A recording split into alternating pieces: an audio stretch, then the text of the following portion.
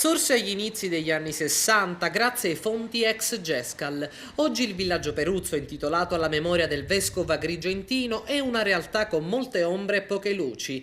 Un quartiere posto tra la città e la zona balneare di San Leone che conta quasi 2000 residenti, numerosi i problemi. Ci sono troppe moto che passano veloci, troppo veloci.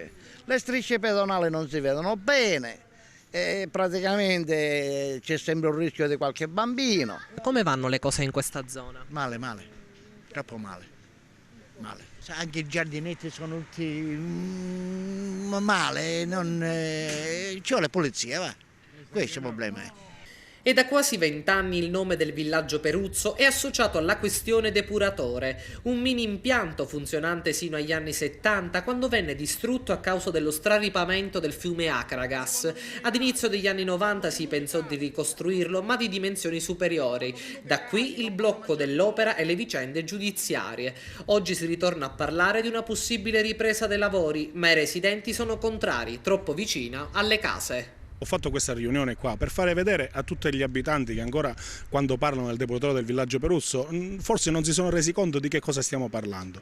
Quello è il depuratore del villaggio Peruzzo. Stiamo parlando di un'opera di queste dimensioni fatta vicinissimo alle case. Ora dico, ci sono diverse leggi che dicono che questo depuratore non si può fare, però ancora si insiste in questa situazione. Sceso in campo a sostegno della questione l'ambientalista Giuseppe Arnone. Le leggi dello Stato italiano e della Regione siciliana e gli atti amministrativi della Regione, quale il piano dell'assetto idrogeologico, impediscono tassativamente e decisamente che si possa realizzare in questa zona un depuratore. È ora di dire basta con le chiacchiere. Per favorire gli interessi illegali del depuratore si è ritenuto di continuare per 24 anni a scaricare le fognature direttamente nel fiume e quindi nel mare. Io chiederò a questi signori che paghino il risarcimento del danno che spetta al comune di Agrigento. Agrigento Moderna e Civile, Agrigento Punto e a Capo, due associazioni nate proprio per difendere e rivendicare i diritti dei cittadini, sapendo della sua presenza hanno disertato la riunione. Cosa ne pensa?